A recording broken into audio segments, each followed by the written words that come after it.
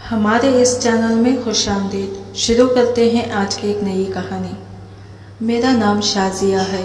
میں فیصل آباد کی رہنے والی ہوں اور بستر پر پڑی ہوں۔ آدھے جسم پر فالج ہے، جگر کا کینسر ہے۔ ڈاکٹروں نے 3 ماہ زندگی بتائی ہے، آگے اللہ جانتا ہے۔ پوری زندگی گناہوں سے بھری ہے۔ بہت گنہگار ہوں۔ جس احساس گناہ نے کہانی لکھنے پر مجبور کیا ہے وہ 2 محبت کرنے والوں کو جدا کرنے اور کسی انسان کو تباہ برباد کرنے کا جرم ہے۔ یہ میری سچی کہانی ہے اور یہ اس طرح شروع ہوتی ہے۔ جب میں 16 برس کی ہوئی تو ماں کی غفلت کے باعث میں نے گھر سے باہر ادھر ادھر دیکھنا شروع کیا اور یوں ہی ایک نوجوان نبیل کے چکر میں پھنس کر پیارے والدین کو چھوڑ کر اس کے ساتھ کراچی آ گئی۔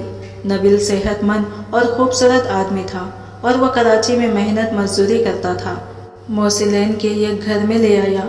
محلے والوں کو بتایا کہ میں شادی کر کے آیا ہوں اور یہ میری بیوی ہے۔ وہاں 6 ماہ تک ہم میاں بیوی کی طرح رہتے رہے۔ نکاح کا کہتی تھی، وہ کہتا کہ اتنی جلدی کیا ہے۔ اس دوران میں امید سے ہو گئی۔ میں نے نبیل کو بتایا کہ اب ہمارا نکاح ہونا لازمی ہے، تو اس نے میری اس امید سے میرا دامن خالی کرا دیا، یعنی اس نے میرا ابارشن کروا دیا۔ اور ڈاکٹر نے ساتھ یہ بھی کہا کہ میں اب دوبارہ ہمیشہ کے لیے ماں نہیں بن سکتی اور میں ہمیشہ کے لیے بانجھ ہو گئی۔ اس واقعے کے کچھ دنوں بعد نبیل ایک روز جب کام پر جانے اسے کیا حادثہ پیش آیا کہ وہ واپس نہیں آیا اور میں اس کا انتظار ہی کرتی رہ گئی۔ خدا جانے اس کو کوئی حادثہ پیش آیا یا وہ مجھے جان بوجھ کر چھوڑ گیا تھا۔ خیر، میں اب یاروں مددگار رہ گئی تھی۔ اب وہ پچھتاتی تھی کہ بغیر سوچے سمجھے ماں باپ سے غداری کر کے گھر چھوڑ کے آنے کا کیا انجام ہوتا ہے۔ تاہم میرا انجام تو ابھی باقی تھا۔ واپس گھر لوٹ کر بھی نہیں جا سکتی تھی۔ ادھر مالک مکان نے نبیل کو تلاش کرنے میں بہت جدوجہد کی، لیکن اس کو کہیں سراغ نہ ملا۔ میں روز وہ شخص اس کے انتظار میں گل رہی تھی۔ اس کے دیار غیر میں اس کے سوا میرا کوئی اپنا نہیں تھا۔ مالک مکان نے کچھ دن انتظار کیا، پھر اس نے کہا کہ سچ بتاؤ، کیا واقعی تم نبیل کی بیوی ہو یا تمہیں وہ کہیں سے بھگا کر لایا ہے؟ اگر تم سچ بتاؤ گی تبھی میں تمہاری کوئی مدد کروں گا۔ مجھے اسے سچ بتانا ہی پڑا۔ تب اس نے مجھے اپنے مکان میں اس شرط پر رہنے کی اجازت دی، اس کے کام آؤں گی۔ میں نے یہ شرط مجبوراً مان لی کیونکہ اور کوئی چارہ نہ تھا۔ میں کہاں جاتی، اس نے میرے کھانے پینے کا بندوبست کر دیا۔ اب نبیل کی جگہ اس نے لے لی تھی اور کافی عرصے تک سلسلہ چلتا رہا، لیکن ایک روز اس کی بیوی کو شک ہو گیا۔ اس نے کھوج لگا لیا تو ایک ہنگامہ کھڑا کر دیا اور پھر مجھے مار پیٹ کر گھر سے نکال دیا۔ اتنے بڑے شہر میں میرا کوئی نہ تھا، میں کہاں جاتی؟ اجنبی نے روتا پا کر ہمدردی کی اور وقتی سہارا دیا، مگر اگلی شب وہ بھی مجھے ایک گلی میں اپنی گاڑی سے اتار کر چلا گیا۔ میں وہاں کھڑی ادھر ادھر میں چلتی نگاہوں سے ہر آتی جاتی کار کو دیکھ رہی تھی۔ کار میرے پاس آ کر رکی۔ کار کے مالک نے میرے لیے دروازہ کھولا اور میں دوپٹے کو تنکیے کا سہارا سمجھ کر اس میں بیٹھ گئی۔ بس پھر کیا تھا، اس کے بعد تو یہ روز کا معمولی ہو گیا۔ میں بدی کے راستے پر چل پڑی تھی۔ ہر روز ایک نیا شخص میرا میزبان ہوتا تھا اور میں اس کے پاس ایک شب کی مہمان ہوتی تھی۔ یہی میرا معمول میرا ذریعہ روزگار بن گیا۔ فارغ وقت میں صبح شام شہر کی آوارگی کرتی تھی۔ کبھی کبھی پارک میں جا بیٹھتی تھی اور کبھی لاری اڈے پر ستائی نظر آتی۔ یوں ہی ایک روز گلبائی کے علاقے میں 7 ہندو بھائیوں کے ہتھے چڑھ گئی۔ انہوں نے مجھے رہنے کا ٹھکانہ نہ دیا، مگر وہ کالے جادو کے بادشاہ تھے۔ مستقل ان کے پاس رہنے لگی۔ وہ 7 اپنے گندے عمل کے لیے مجھ سے کام لیتے اور گندے طریقے استعمال کرتے۔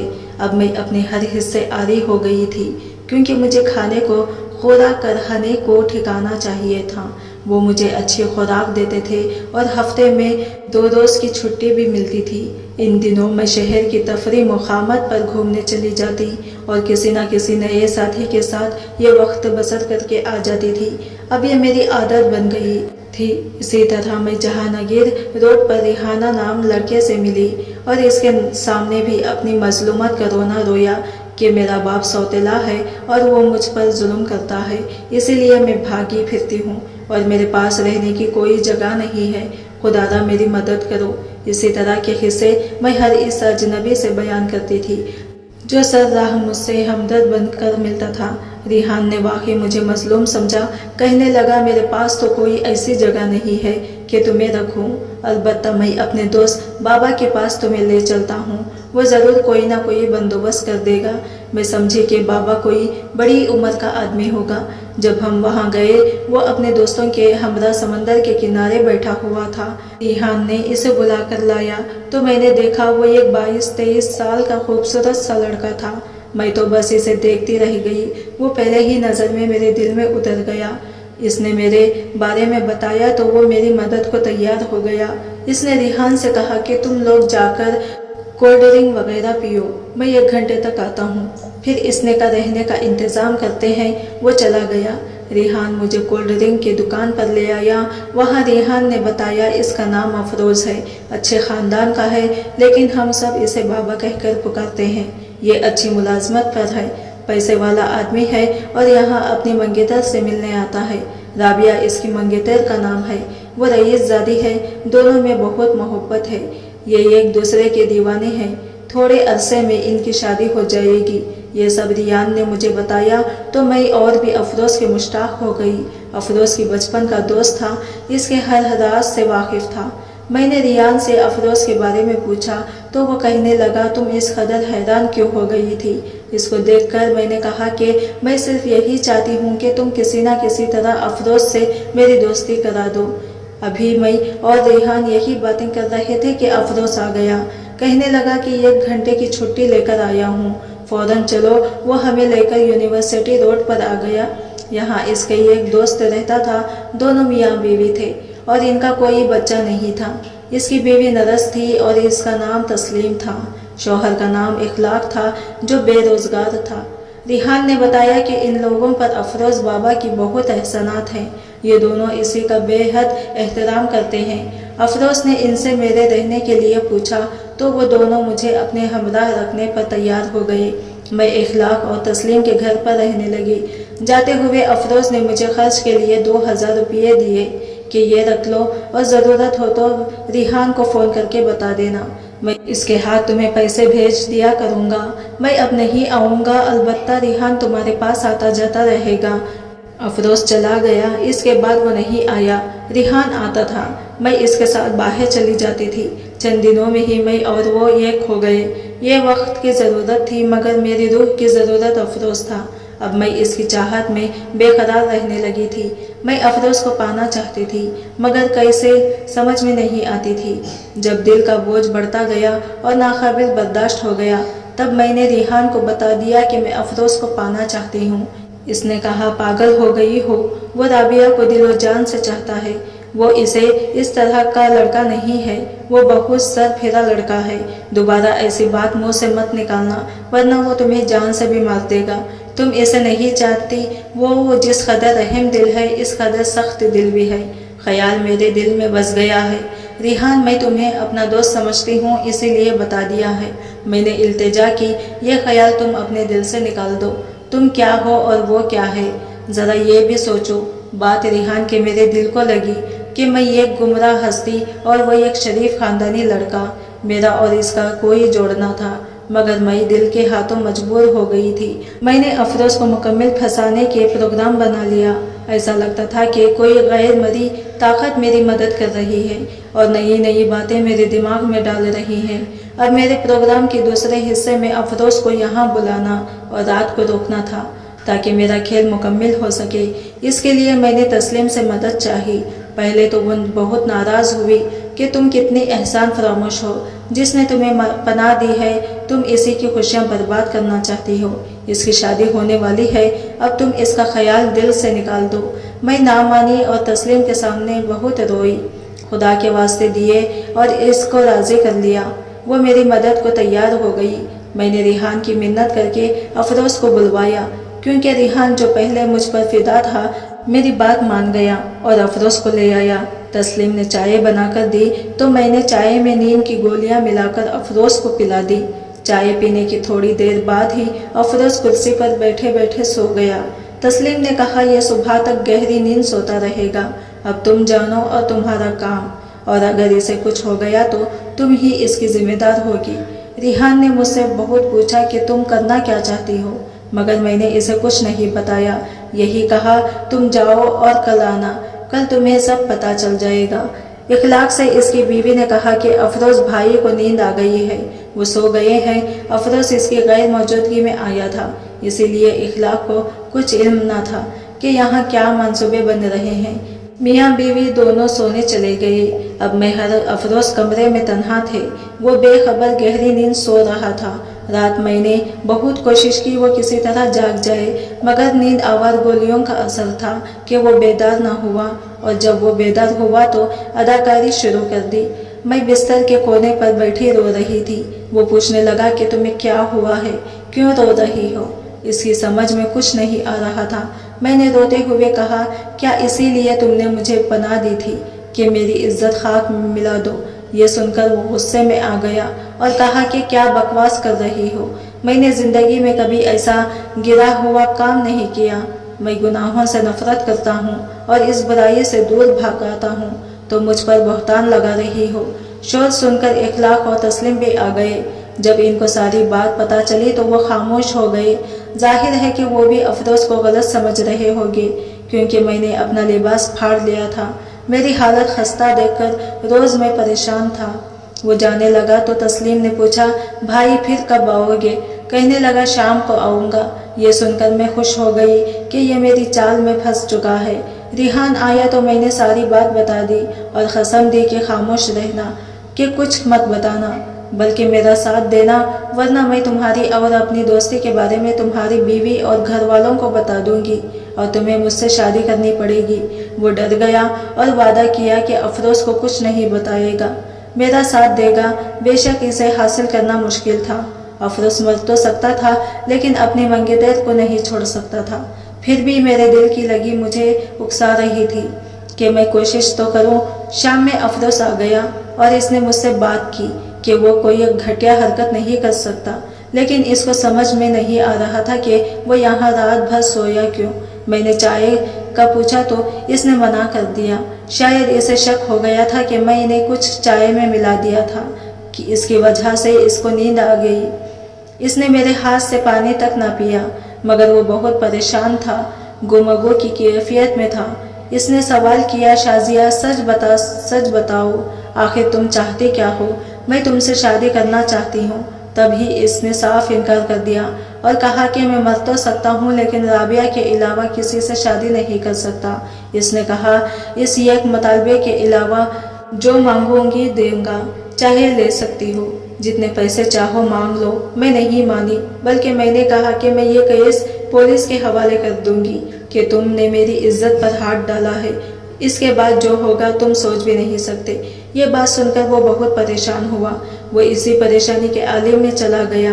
रिहान, जो कि पहले भी मेरी मुट्ठी में था, इसने मुझे बताया कि अफरोज अपनी माँ से बहुत डरता है और इसकी रजा के बगैर कोई काम नहीं करता। अगर तुम इसकी माँ तक पहुँच जाओ और इससे फरियाद करो तो तुम्हारा काम बहुत आसान हो जाएगा। रिहान ने कहा, तो मेरी अम्मी के साथ अफरोज की माँ के घर जाओ और रो पीट कर माँ के दिल में रहम जगाओ और काबू कर लो तो तुम्हारा काम हो जाएगा। दूसरे रोज़ मैं रिहान की वालिदा के हमरा अफरोज के घर पहुंच गई। शाम का वक्त था और अफरोज घर पर नहीं था। मैंने इसके वालिदा को बताया कि इसके बेटे ने मुझसे शादी कर ली है, लेकिन वो अब मुझे घर नहीं लाता, इसीलिए मैं रिहान की वालिदा के साथ आई हूँ। रिहान की वालिदा भी गवाही दी कि यह अफरोज की बीवी है। ये गवाही इसने अपने बेटे के कहने पर दी थी। इसके साथ यहाँ घर में तूफान आ गया। एक हंगामा हो गया। थोड़ी देर में इसके सारे भाई जमा हो गए। मैंने मजलूमियत का ऐसा ढोंग रचाया कि सबकी हमदर्दियाँ हासिल कर ली। वो सब अफरोज को बुरा भला कह रहे थे। रात गए अफरोज आ गया। मुझे अपने घर देखकर वो हक्का बक्का रह गया। बोला कि तुम यहाँ क्या कर रही हो। मैंने जवाब दिया कि तुम तो नहीं ला रहे थे, लिहाजा मैं खुद आ गई हूँ अपने घर। वो कहने लगा, ये तुम्हारा घर कब से हो गया? जब से तुम्हारी बीवी बनी हूँ, मैंने जवाब दिया। अब मैं अपने घर आ गई हूँ। ये बात सुनकर अफरोज जोर से उछला, क्या बकवास लगा रखी है, चलो यहाँ से दफा हो जाओ। اس نے اپنے گھر والوں سے کہا کہ یہ بکواس کر رہی ہے، میرا اس سے کوئی تعلق نہیں ہے، بے گھر تھی، میں نے ہمدردی میں اس کی مدد کی اور اب یہ مجھے بلیک میل کر رہی ہے، یہ فراڈ، یہ عورت ہے اور آپ لوگ اس کی باتوں میں نہ آئے بلکہ اس کو یہاں سے نکالے۔ وہ جو بھی کہتا رہا مگر اس کے گھر والے انتہائی شریف لوگ تھے، انہوں نے مظلوم اور سچا سمجھ کر میرا ساتھ دیا اور افروز کو ہی برا بھلا کہتے رہے۔ اس نے اپنے گھر والوں کو بہت یقین دلایا مگر کسی نے اس کی نہ مانی۔ اس کے بڑے بھائی نے یہاں تک کہہ دیا کہ اگر یہ تمہاری بیوی نہیں ہے تو ہم تمہارا اس سے دوبارہ نکاح کر دیتے ہیں، پھر تو تمہاری ہو جائے گی، اب یہ یہاں سے کہیں نہیں جائے گی، یہ عورت ذات ہے، ہم اس کو بے اثر نہیں کریں گے۔ افروز غصے میں گھر سے چلا گیا اور 3 دن تک اس کا کوئی پتہ نہیں چلا کہ وہ کہاں گیا ہے۔ اس کی ماں بہت پریشان تھی، وہ بار بار مجھ سے پوچھتی تھی تم نے سچ بولا ہے یا جھوٹ بولا ہے، مگر میں ان کو رو رو کر یقین دلاتی رہی کہ میں سچ بول رہی ہوں۔ انہوں نے مجھ سے نکاح کا نامہ پوچھا تو میں نے بتایا کہ وہ افروز کے پاس ہے۔ انہوں نے میری بات کا یقین کر لیا۔ 3 دن کے بعد وہ آیا اور اپنی ماں سے کہا کہ آپ لوگ اس سے میری شادی کرانا چاہتے ہیں تو ٹھیک ہے، مگر یہ بالکل خاموشی سے ہوگا، میں نے انتظام کر لیا ہے، کل میں اس کے ساتھ نکاح کر لوں گا، کسی کو اطلاع دینے کی ضرورت نہیں ہے۔ اس کے بعد اس نے خاموشی اختیار کر لی، کسی کو کسی بات کا جواب نہیں دیا۔ دوسرے دن اس کی چند دوست قاضی کو لے کر آئے، ہمارا نکاح ہوا، میں بہت خوش تھی مگر یہ خوشی عارضی ثابت ہوئی۔ دوستوں اور قاضی کے جانے کے بعد اس نے اپنے سب گھر والوں کو جمع کیا، ان کو شروع سے آخر تک ساری بات بتائی کہ کس طرح پولیس کے نام پر اس نے مجھے بلیک میل کیا ہے، میں نے اسے بدنامی سے بچنے کے لیے یہ سب کچھ کیا ہے اور اب میں اس کو طلاق دے رہا ہوں۔ اس نے طلاق نامہ اور حق مہر نکال کر مجھے دیا، بولا کہ تمہاری نکاح کرنے کی خواہش پوری ہو گئی، اب تم کوئی کیس مجھ پر نہیں کر سکتی، فوری طور پر یہاں سے دفع ہو جاؤ۔ اس نے مجھے گھر سے نکال دیا۔ گھر والوں نے اسے بہت روکا مگر اب وہ بالکل بدل چکا تھا، اس کا اعتماد لوٹ آیا تھا۔ اس نے اپنے گھر والوں سے کہا کہ اب آپ میں سے کوئی میرے معاملات میں نہیں بولے گا، نہیں تو میں انتہائی قدم اٹھا لوں گا، اپنی جان دے دوں گا۔ اس بات پر سب خاموش ہو گئے۔ افروز نے مجھے گھر سے نکال دیا، میں جیت کر بھی ہار گئی۔ دوبارہ ان جادوگروں کے پاس گئی، وہ میرے پرانے آشنا تھے۔ جب ان کو ساری باتیں بتائی وہ میری مدد پر آمادہ ہو گئے اور بولے کہ ہم ایسا عمل کریں گے جس کی کاٹ پوری دنیا میں کوئی نہیں کر سکتا، ہم اس کو تباہ و برباد کر دیں گے، دانے دانے کو محتاج ہو جائے گا، کچھ عرصے میں پاگل ہو کر مر جائے گا۔ ان جادوگروں نے اپنا عمل شروع کر دیا۔ ساری رات عمل کی محفل سجائی گئی۔ اس محفل کے درمیان انہوں نے افروز کے ساتھ پتلے بنائے، گندگی میں ان کو لت پت کر دیا اور رات ہی کو میرے ساتھ جا کر مختلف خبروں میں دفنا دیا اور کہا کہ فکر نہ کرو، اب اس کی بربادی کا تماشا دیکھو، وہ اب رابعہ سے شادی تو مر کر بھی نہیں کر سکتا، وہ اس کو ٹھکرا دے گا، ہم نے ایسا عمل کیا ہے۔ ان کی باتوں سے میں بہت خوش ہوئی، بس نہیں کیا بلکہ میں ان جادوگروں کی بچی کو لے کر افروز کی سالی کے گھر چلی گئی۔ اتفاق سے افروز بھی اپنی سالی کے گھر بیٹھا تھا، میں نے وہاں بہت ہنگامہ کیا، سب کو بتایا کہ میں افروز کی بیوی ہوں اور یہ اس کی لڑکی ہے، نہ تو گھر آتا ہے اور نہ ہی خرچ دیتا ہے، اب میں کیا کروں؟ افروز کی سالی یہ بات سن کر بہت پریشان ہوئی اور وہ مجھے اپنے ساتھ لے کر اپنے والدین یعنی رابعہ کے گھر لے چلی۔ وہاں یہ ایک اور ہنگامہ ہوا۔ رابعہ نے بغیر تصدیق کیے افروز کی انگوٹھی اتار کر پھینک دی اور اسے برا بھلا کہتی ہوئی دوسرے کمرے میں چلی گئی۔ کسی نے افروز کی حمایت نہیں کی، سب نے میری بات مان لی۔ افسوس رابعہ پر ہوا کہ وہ افروز سے ملے بغیر خلاف ہو گئی۔ میں نے سوچا یہ سب کالے جادو کی وجہ سے اس کے خلاف ہو رہے ہیں، ورنہ اس بیچارے کی کوئی غلطی بھی نہیں تھی۔ افروز اس کی منگیتر اس کے خلاف ہو گئی، جیسے مجھے بھرپور کامیابی ہو گئی کے بعد اس کی حافظ اور ہر اس جگہ جہاں وہ جاتا تھا میں جا کر ایسی ہی باتیں کرتی تھی کہ لوگ اس کے خلاف ہو جاتے تھے۔ ایسا لگتا تھا کہ اب تو ساری دنیا اس کی بیری ہو گئی ہے۔ لوگوں کی طنز بھری اخارت آمیز نظروں سے تنگ آ کر اس نے حافظ گھر ہر جگہ جانا چھوڑ دیا، وہ بالکل لاپتہ ہو گیا، شاید اس نے شہر ہی چھوڑ دیا تھا۔ سال بھر میں اس کو تلاش کرتی رہی اور بدنام ہوتی رہی، لیکن اس کا کوئی پتہ نہ چلا کہ وہ کہاں گیا ہے۔ جگہ سے یہی جواب ملتا تھا کہ اب یہاں نہیں آتا۔ اس دوران بدنامی سے ڈر کر اس کے گھر والے بھی کسی اور جگہ شفٹ ہو گئے۔ مسلسل دفتر نہ جانے کی وجہ سے اس کی نوکری بھی چھوٹ گئی۔ سب کچھ چھوڑ کر اپنی عزت بچانے کی خاطر نہ جانے کہاں چلا گیا۔ ناچار مجھے آخر اس کا خیال چھوڑنا ہی پڑا۔ تاہم پیٹ کا دوزخ بھی بھرنا تھا۔ ریحان اور اخلاق بھی مجھ سے بیزار ہو چکے تھے۔ عورت ہونے کے ناطے یہ ایک تسلیم تھی جو میرے ساتھ تھی، لیکن وہ بھی آخرکار مجھے چھوڑنے والی تھی۔ بس مجھے اپنی پرانی دگڑ کو بھی پھر سے اپنانا پڑا اور میں اپنی پرانی روش پر آ گئی۔ اب میں ہر نئے دوست کو اپنے غم کی داستان سناتی، شادی کے آفر کرتا، میں اس سے نکاح کر لیتی مگر پھر طلاق لے لیتی۔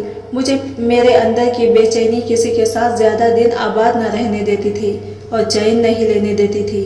میں افروز کو پانا چاہتی تھی اور یہ امر میرے اختیار میں نہیں تھا۔ میں پیٹ کر مجبوری کی خاطر تو کر لیتی تھی مگر نبھانا میرے بس کی بات نہ رہی تھی۔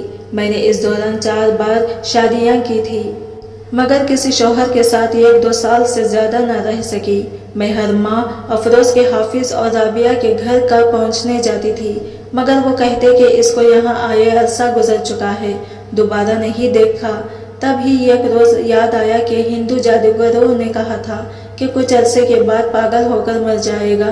شاید وہ مر گیا ہو، ورنہ کبھی تو کسی کو نظر آ جاتا۔ آج سے 2 سال پہلے میں سدھر گئی تو اچانک مجھے افروز نظر آ گیا۔ یہ مغرب کا وقت تھا اور وہ مسجد کی طرف جا رہا تھا۔ اپنا شک دور کرنے کے لیے اس کے پیچھے پیچھے گئی۔ وہ مسجد چلا گیا۔ میں اس کے انتظار میں باہر کھڑی ہو گئی۔ نماز ختم ہونے کے بعد وہ باہر نکلا، رومال سے آنکھیں صاف کر رہا تھا جیسے رو کر آ رہا ہو۔ اس کی آنکھیں بھیگ گئی ہوئی تھی، چہرے پر نورانی روپ تھا اور گھسی داڑھی رکھ لی تھی جو اس کی سفید رنگت پر بھلی لگ رہی تھی، لیکن دکھ اور کرب اس کی آنکھوں سے عیاں تھا۔ وہ بہت دکھی لگ رہا تھا۔ میں اسے زندہ سلامت دیکھ کر حیران رہ گئی۔ میں اتنی ہمت نہیں کر پائی اس کو روک کر بات کر لوں۔ وہ سب سے بے نیاز میرے پاس سے گزر گیا۔ میں اس کے پیچھے پیچھے گئی مگر وہ بس میں بیٹھ کر چلا گیا۔ وہ تو چلا گیا مگر اپنی ایک جھلک دکھا کر میرے ضمیر کو بیدار کر گیا۔ سوچنے لگی اس کا یہ حال میری وجہ سے ہوا ہے اور یہ وہ مخلص انسان تھا جس نے سچے دل سے بغیر کسی طمع کے میری مدد کی تھی۔ وہ مجھے گندگی سے نکال کر زندگی گزارنے کا موقع دے رہا تھا اور مجھ بدبخت اس کے ساتھ کیا کیا؟ اپنے غرض کی خاطر نیک نامی اور اس کا سب کچھ چھین لیا، اس کو تباہ و برباد کر ڈالا، پھر بھی اسے حاصل نہ کر سکی۔ اس کا حوصلہ بھی خوب تھا کہ ہر بربادی اور ظلم برداشت کر دیا، اپنی محبت میں کسی کو شریک نہیں ہونے دیا۔ بہت بڑی قربانی دی تھی اس نے اپنی منگیدر کی خاطر مگر رابعہ نے اس کو نہ سمجھا اور بغیر تصدیق کے ٹھکرا دیا۔ 2 عورتیں اس کی بربادی کا ذمہ دار تھیں، ایک میں اور دوسری رابعہ۔ اگر وہی اسی کا ساتھ نبھا دیتی تو یہ پوری دنیا سے ٹکر لے سکتا تھا، مگر رابعہ کی بے رخی اور بدگمانی نے اس کی کمر توڑ دی اور یہ سب کچھ چھوڑ کر لاپتہ ہو گیا۔ میں نے اس کی دنیا برباد کی، اللہ نے اس کو آخرت کی کامیابی کے راستے پر ڈال دیا۔ میں جہاں کھڑی تھی وہاں کھڑی کھڑی کہیں سوچ رہی تھی اور روتی رہی۔ جب میں اپنے گھر پہنچی تو میں بہت پریشان تھی۔ شوہر نے پوچھا کیا ہوا ہے، تم کیوں اتنی خستہ حال نظر آ رہی ہو؟ تو میں نے کہا کہ بازار میں چلتے چلتے چکر آ گیا تھا، طبیعت خراب ہو رہی تھی تو میں بغیر خریداری گھر واپس آ گئی ہوں۔ آج میں بے حد تھک گئی تھی، اپنے کیے پر نادم تھی۔ ایک جھلک اس اجڑے ہوئے انسان کی جو دیکھ لی تھی کہ جس کو خود میں اجاڑا تھا، تباہ و برباد کر دیا تھا۔ ایک اچھے انسان کو میری سفلی خیالت نے کسی مشکل میں ڈال دیا۔ اب میں ہی اس کو اس مشکل سے نکالوں گی۔ سوچا کہ صبح ان جادوگروں کے پاس جاؤں گی اور ان سے افروز پر کرائے کالے جادو کی کاٹ کر آؤں گی اور رابعہ کے پاس جا کر اس کو سب کچھ سچ سچ بتا دوں گی۔ تمہاری اور افروز کی مجرم ہوں، وہ بالکل بے گناہ اور بے قصور تھا اور میری ہمدردی کے چکر میں مارا گیا۔ گویا میں نے اس کو تباہ و برباد کیا اور اب جو چاہو مجھے سزا دو، مجھے ہر سزا قبول ہوئی۔ یہ سب کچھ سوچ کر میں پرسکون ہو گئی اور سو گئی، مگر صبح میرے لیے قیامت سے کم نہ تھی۔ ایک شریف زادے کو برباد کرنے کی سزا شروع ہو چکی تھی۔ شاید اللہ تعالیٰ نے اب تک اس لیے مہلت دی تھی کہ میں اپنی آنکھوں سے افروز کو دیکھ لوں، ہر ظلم کے باوجود صحیح سلامت ہے۔ شاید اللہ نے اسے معافی مانگنے کا موقع دیا تھا، اسی لیے میں سدھر گئی۔ اس کو دیکھا مگر سامنا کرنے کی ہمت نہ ہوئی اور معافی مانگنے کا یہ آخری موقع بھی ضائع ہو گیا۔ میرے ایک ہاتھ اور پاؤں پر فالج ہو گیا۔ میرا شوہر مجھے ہاسپٹل لے گیا، وہاں سے تصدیق ہوئی کہ رات کو فالج کا حملہ ہوا ہے اور اب میں معذور ہو چکی ہوں۔ 2 سال علاج ہوا مگر کچھ فرق نہ پڑا۔ دوائیں سخت تھیں، کچھ عرصے بعد میرا خون بننا بند ہو گیا اور میں زرد پڑ گئی تھی۔ جب ٹیسٹ وغیرہ ہوئے پتہ چلا کہ میرے جگر میں کینسر ہے جو آخری مرحلے میں ہے۔ ڈاکٹروں نے 3 ماہ کی مہلت دی ہے۔ افسوس افروز کے لیے جو سوچا تھا وہ نہ کر سکی۔ شاید قدرت اب دوبارہ اس کا موقع نہیں دینا چاہتی تھی۔ دن رات اپنے اللہ سے گناہوں کی معافی طلب کرتی ہوں۔ شاید مجھے معافی مل جائے، وہ رحم کرنے والا ہے۔ شاید افروز اور رابعہ یہ کہانی پڑھ لیں اور مجھے معاف کر دیں تو میرے آگے کی زندگی آسان ہو جائے۔ میری دعا ہے خدا کرے افروز رابعہ پھر سے ایک ہو جائیں اور ان کو زندگی کی تمام خوشیاں حاصل ہو۔ نسبت نصیب کو بھی معافی مل جائے تاکہ سکون سے مر سکوں۔ سچ ہے کہ اللہ پاک نیتوں کا آمین ہوتا ہے اور جو کسی دوسرے کے لیے غلط سوچتا ہے خود اس کے ساتھ برا ہوتا ہے، مگر جو انجام میرا ہو اللہ کرے کسی کا نہ ہو۔